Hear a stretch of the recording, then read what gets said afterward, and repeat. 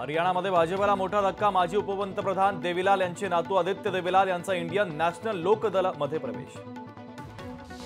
पूर्व किनारपट्टीवर पावसाचं नवं संकट। ओडिशामध्ये पुढचे 3 दिवस मुसळधार पावसाचा अंदाज, तर ओडिशासह आंध्र प्रदेशात देखील पुन्हा पावसाचा इशारा।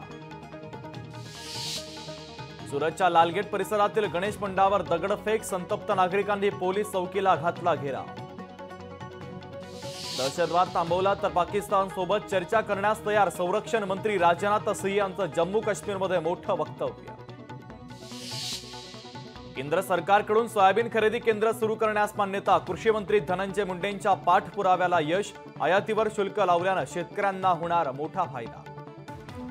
पुढच्या महिन्यामध्ये आचारसंहिता लागण्याची शक्यता। माजी मुख्यमंत्री अशोक चव्हाण यांनी वर्तवला अंदाज। दिल्लीमध्ये भारतातील पहिला मंकी पॉक्सचा रुग्ण आढळला। रुग्णाला खास वॉर्डमध्ये ठेवण्यात आल्याची माहिती। लोकशाही मराठी ऐका, पहा, जागरूक रहा।